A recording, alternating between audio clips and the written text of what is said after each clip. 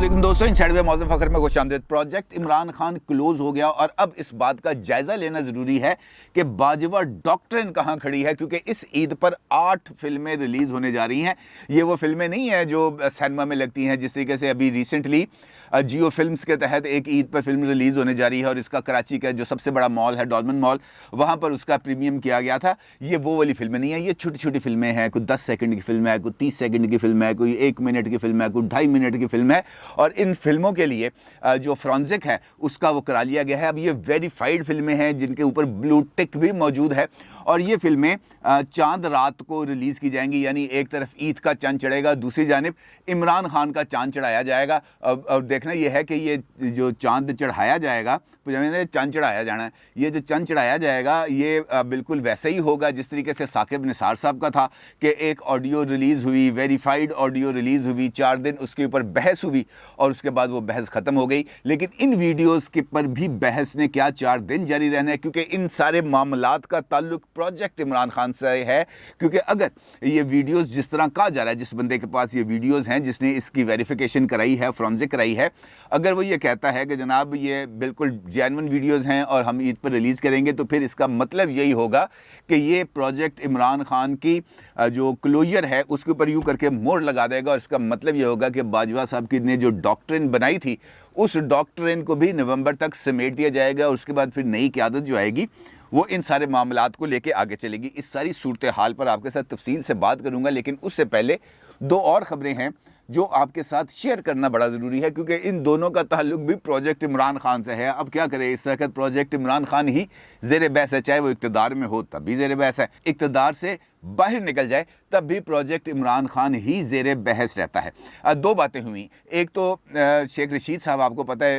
इमरान खान साहब के बहुत करीबी और उनके दस्ते रास्त माने जाते हैं, और जब वो बात करते हैं तो बादियों नज़र में इस बात का इम्कान पाया जाता है कि ये जो बात कर रहे हैं ये यकीनी तौर पर या तो उस इजलास से उठ के आए हैं जहां पर इस किस्म की बात हो रही है, या ये वो बात है जो उन्होंने किसी से सुनी या इमरान खान साहब से सुनी, लिहाजा वो बाहर आके अपने नंबर बनाने के लिए इस किस्म की बातें कर देते हैं। हुआ ये कि आज बनी गाला में एक इजलास था। वो इजलास था इमरान खान साहब की पॉलिटिकल कमेटी का, और पॉलिटिकल कमेटी के साथ साथ उनकी जो सियासी कमेटी है उसका इजलास था। अच्छा, उस इजलास में बहुत सारे इश्यूज़ पर गौर किया गया और ख़ास तौर पर इमरान खान साहब ने जो शुरका थे उनको ये कहा कि भाई मैं तो आना है इस्लामाबाद, हर हाल में आना है इस्लामाबाद, और इस मरतबा 1 मिलियन नहीं 2 मिलियन होंगे, 20 लाख लोग होंगे जो इस्लामाबाद में। लेकिन उन्होंने 20 लाख बंदे तुसी लेके आने, जितों मर्जी लेके आओ, मेरा ज़िम्मा नहीं है। अब ये जिम्मेदारी उन्होंने लगा दी। जब ये जिम्मेदारी लगाई तो फिर उसके साथ साथ फिर यकीनी तौर पर जो दीगर पहलू हैं उस बात का भी जिक्र होता है, क्योंकि इमरान खान साहब ने इस बात का जिक्र किया है और ख़ुद भी इस बात का ऐलान किया अपने वीडियो पैगाम में कि ये जो लोग आएंगे इस्लामाबाद ये वहाँ पर बैठेंगे। जब तक बैठेंगे जब तक मौजूदा हुकूमत नए इंतखाबात का ऐलान नहीं कर देती या इस्टेब्लिशमेंट मौजूदा हुकूमत को मजबूर नहीं कर देती कि जनाब आप नए इंतखाबात का ऐलान कराएं। अब अगर 20 लाख लोग आ जाते हैं इस्लामाबाद में, फ़र्ज़ कर लेते हैं 20 लाख लोग आ गए, तो उन 20 लाख लोगों को रोटी पानी सरकार ने तो नहीं खिलानी ना जी, रोटी पानी तो खिलानी है पीटीआई ने, या पीटीआई के फाइनेंसर्स ने, या पीटीआई के एटीएम्स ने। क्योंकि इस मरतबा मुझे नहीं लगता कि वो ज़राए जिन ज़राए से पिछली मरतबा इमरान खान साहब को गैबी मदद मिलती थी, इस मरतबा वो मदद उनको मिल सके। बज़ाहिर ऐसे ही इम्कानात नज़र आ रहे हैं। लिहाजा ये जो बर्डन है, जो फाइनेंशियल बर्डन है, ये भी पीटीआई पर आएगा। और इस इजलास में इस हवाले से भी बातचीत हुई। जब इस हवाले से बातचीत हुई तो फिर यकीनी तौर पर कोई थोड़ा बहुत गुस्से का इजहार तो बंदा कर देता है। उसी गुस्से का इजहार बाहर आकर शेख रशीद अहमद साहब ने किया, और शेख रशीद अहमद साहब ने मीडिया के कुछ लोगों के साथ गुफ्तगू करते हुए इस बात का इजहार किया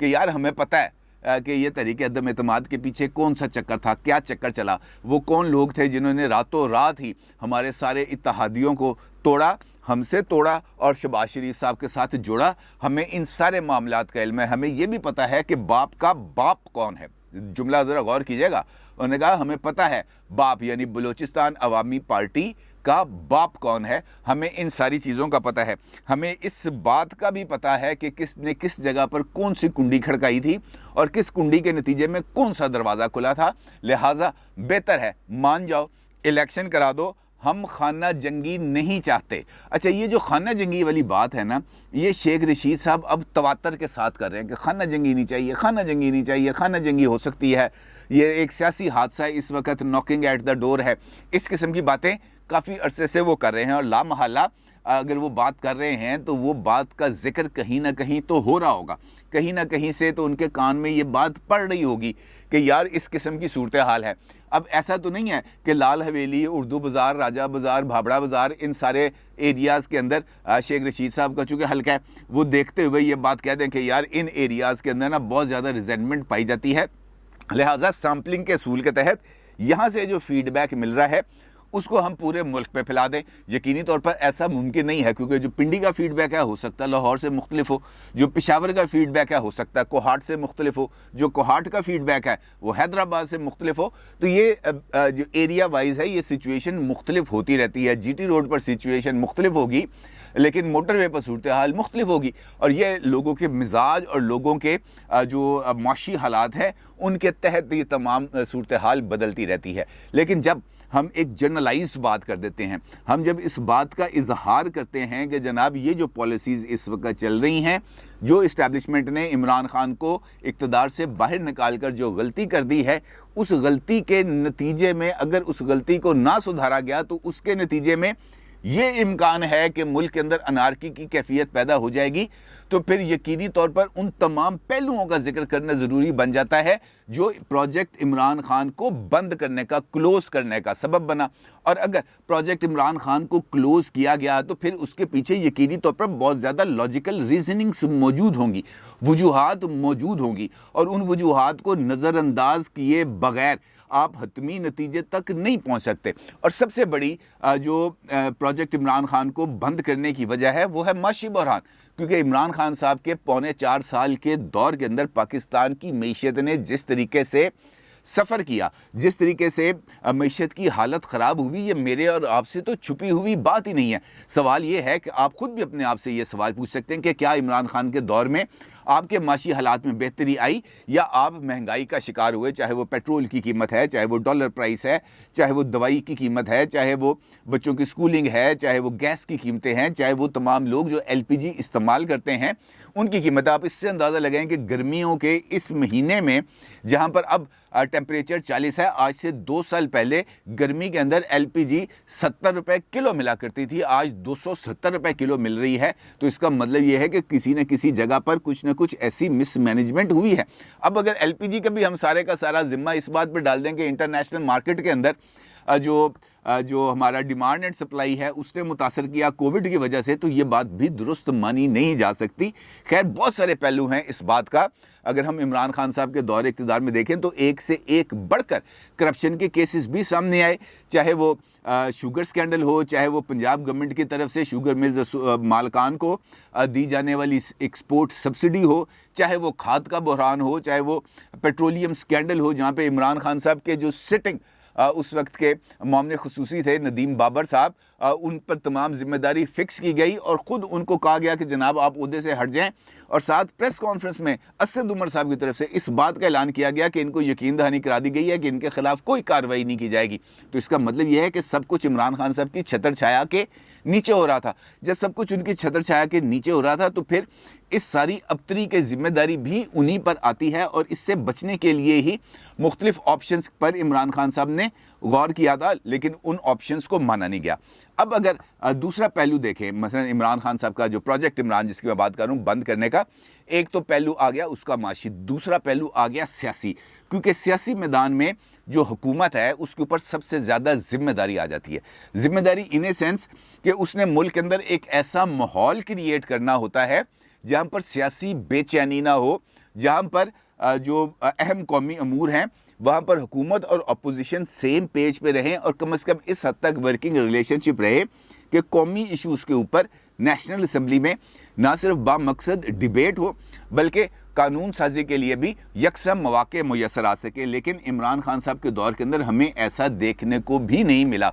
ये एक ऐसा दौर था जहाँ कायदे ईवान, कायदे हिज़्ब इख्तलाफ से सलाम दुआ का भी रवादार नहीं था। वो ये चाहता ही नहीं था कि मेरी कायदे हिज़्ब इख्तलाफ के साथ कोई एक तस्वीर भी आए। ये वो दौर था जहाँ पर कायदे ईवान सिर्फ बजट के मौके पर ही इजलास में आता था या जब सदर का खिताब होता था उस वक्त आता था, उसके अलावा वो ईवान में आए ही नहीं। इससे आप अंदाज़ा लगा सकते हैं कि सियासी सूरत हाल कहाँ तक पहुँचेगी। नौबत यहाँ तक आई कि इमरान खान साहब के दौर में जो 2 सीटें खाली हुई इलेक्शन कमीशन के अंदर, पंजाब और KP की, इमरान खान साहब ने इन दोनों ओहदों पर तकर्रियों के लिए अपोजिशन के साथ राब्ता करना भी गवारा नहीं किया। और यही वजह है कि ये 2 सीटें आज भी खाली हैं, ये 2 सीटें आज भी खाली हैं। और उसकी वजह से इलेक्शन कमीशन का जो निज़ाम है वो बहुत बुरे तरीके से मुतासर हो रहा है। इसके साथ साथ और भी बहुत सारे पहलू हैं जिनके ऊपर हम बात कर सकते हैं, लेकिन बुनियादी तौर पर जो डिस्क्रेडिट किया गया इमरान खान साहब की वजह से प्रोजेक्ट इमरान खान के खालिकीन को, वो भी एक बहुत बड़ी वजह बनी है। अब अगर हम देखें कि ये तमाम की तमाम जो चीज़ें हैं,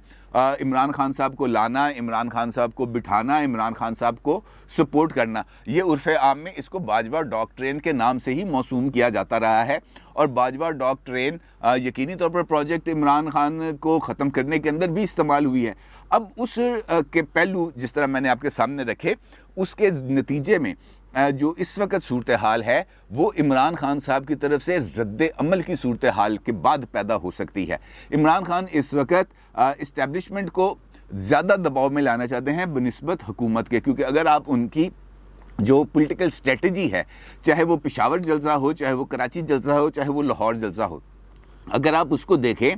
तो वो बेस कर रही है इस बात पर गलती हो गई, इलेक्शन कराओ और घर जाओ। मतलब बुनियादी तौर पर मकसद तो यही है ना। अब वो गलती होगी किसको कह रहे हैं? वो शहबाज शरीफ को तो नहीं कह रहे कि जनाब तुमसे गलती होगी, तुम हमारे खिलाफ तरीका तुम इत्मीनाद लेके आए, तुमसे गलती होगी तुमने हमें घर भेज दिया। वो चीफ जस्टिस सुप्रीम कोर्ट को तो नहीं कह रहे कि जनाब आपसे गलती होगी, आपने जो गैर आइनी जो रूलिंग थी कासिम सूरी की, आपने उसको नल एंड वाइड कर दिया। वो उनको तो नहीं कह रहे, वो यकीनी तौर पर उनको कह रहे हैं जो उनको इक़्तिदार में लेके भी आए, जिन्होंने उनको 3.5 साल फीड भी किया, जिन्होंने उनको हर एक मौके पर बेल आउट किया। वो उनसे कह रहे हैं कि मुझे निकालना आपकी गलती थी, लिहाजा इस गलती को सुधारो और मुझे वापस लेके आओ, मेरे अलावा आपके पास कोई और ऑप्शन नहीं है। अब उसके लिए यकीनी तौर पर इमरान खान साहब जो कार्ड खेल रहे हैं वो कार्ड है पब्लिक प्रेशर का, और उसका इजहार वो सोशल मीडिया पर अपनी कैंपेनिंग के साथ करते हुए नज़र भी आ रहे हैं। अब जो सोशल मीडिया पर कैंपेनिंग चलेगी तो उसके नतीजे में कुछ ना कुछ रद्द-ए-अमल तो आएगा, चाहे वो इस साइड से आए चाहे वो उस साइड से आए। क्योंकि आपको याद है कि बाबर इफ्तिखार साहब ने, मेजर जनरल बाबर इफ्तिखार साहब ने जब अपनी प्रेस कॉन्फ्रेंस की थी तो उसके अंदर उनका ये वाज़ेह तौर पर यह कहना था कि मैं तो जाके FIR दर्ज नहीं कराऊंगा, मैं तो ये मामला इदारा ये मामला उठाएगा हुकूमत के साथ और उसके बाद कार्रवाई करना हुकूमत का काम है, हम जाके कार्रवाई किसी के ख़िलाफ़ नहीं करेंगे। इसका मतलब यह है कि उन्होंने भी ये सारे का सारा जो वज़न है वो डाला हुकूमत के पलड़े में कि अगर आप देखें कि इदारे के ख़िलाफ़ किसी न किसी लेवल पर कोई ना कोई कार्रवाई हो रही है तो उसका नोटिस लेना और उसका सद्देबाब करना आपका काम है। और इसीलिए अब जिस तरह मैंने आपसे गुफ्तगू के आगाज़ में कहा कि ये जो ईद है इस हवाले से बहुत ही ज़्यादा ख़तरनाक साबित हो सकती है, क्योंकि बहुत सारे प्रोजेक्ट्स हैं जिनके ऊपर इस वक्त काम चल रहा है। मैंने कल आपको बताया था टेरियन वाइट वाला मामला, उसके बाद मैंने आपको पिछली वीडियो के अंदर बताया था कि जो है आर्टिकल 6 इन्वोक करने की तैयारी की जा रही है, चाहे वो इमरान खान साहब हैं, चाहे वो असद कैसर साहब हैं, चाहे वो कासिम सूरी साहब हैं, चाहे वो उमर चीमा साहब हैं। इस पर डिबेट की जा सकती है कि क्या आइन से इनहिराफ आइन तोड़ने के मुतरादिफ है, क्योंकि आइन से इनहिराफ आर्टिकल 6 पर बहुत ज़्यादा डिबेट की जा सकती है कि आर्टिकल 6 इन हालात में लग सकता है, इन हालात में नहीं लग सकता। आर्टिकल 6 किसी की छेड़ बनाना तो और बात है, लेकिन इनफैक्ट ये तमाम इक़दामात, चाहे वो फराह गोगी के ख़िलाफ़ नैब की इंक्वायरी हो या ये वाले जो अब मुकदमात हैं इनकी तैयारी हो, इसका मतलब भी तो इमरान खान साहब के ऊपर प्रेशर बढ़ाना है। और ऐसी सूरत हाल में जिन वीडियोस का मैंने आपके साथ जिक्र किया, जिनको बाज़ाब्ता तौर पर जिनकी वेरिफिकेशन हो गई है, जिनका फोरेंसिक हो गया है, जिसके बारे में इस बात की इतलात हैं कि जनाब ये वो चीज़ें हैं जो इमरान खान साहब को पॉलिटिकली नुकसान पहुँचा सकती हैं, वो अगर सामने आती हैं तो उसका मतलब भी यही होगा कि इमरान खान साहब के ऊपर दबाव आएगा कि होर जा सोशल मीडिया में, होर जा जाके चला कैंपेन, यही दबाव आएगा। और किस चीज़ का दबाव आएगा? तो उसका नतीजे में इमरान खान साहब की तरफ से आप ये तो नहीं कह सकते वो खामोश होकर बैठेंगे, क्योंकि वो जिस तरह के हैं अमूमी तौर पर उनकी तरफ से तो बरह रास्त इस बात का जवाब नहीं आएगा। अलबत्ता ये ज़रूर है कि मुझे याद पड़ता है कि एक टीवी इंटरव्यू में अपना ये जो तहरीक अदम एतमाद के दौर के दौरान ही उन्होंने एक इंटरव्यू में इस बात का इजहार किया था कि मेरे ख़िलाफ़ कोई एक वीडियो है जो ये लेके आ रहे हैं, लेके आने दें वीडियोस का मतलब है उन्हें इस बात का अंदाज़ा है कि कोई चीज़ ऐसी है जो लीक होने जा रही है, और उसका उन्होंने पहले ही प्रीएम्प्ट कर दिया कि मैंने आपको पहले ही बताया था कि मेरे ख़िलाफ़ कोई ये वीडियो लेके आ रहे हैं। तो इसका मतलब यह है कि उनको इस बात का अंदाज़ा है, और उसका जो रद्द-ए-अमल है वो यकीनी तौर पर इमरान खान साहब उसी तरीके से देंगे जिस तरह उन्होंने इस बात का फ़ैसला किया कि मैं 20 लाख लोग लेके आऊँगा सड़कों पर, यानी दबाव का जवाब दबाओ। ये है अब इमरान खान साहब की स्ट्रेटजी, और देखना यह है कि क्या इमरान खान साहब अपनी इस स्ट्रेटजी में मुकम्मल तौर पर कामयाब होते हैं या नहीं। और देखना यह है कि ये जो प्रोजेक्ट इमरान खान है ये वाकई हतमी तौर पर अब क्लोज़ होगा, या इसको किसी न किसी लेवल पर किसी न किसी जगह से ऑक्सीजन मिलती रहेगी, कोई थोड़ी बहुत हेल्प आउट किया जाता रहेगा, क्योंकि इसके ऊपर भी अभी बहुत सारे शकूक व शुबहात बाकी हैं। अपनी राय का ज़रूर इज़हार कीजिएगा। आपका बहुत शुक्रिया। अल्लाह हाफिज़।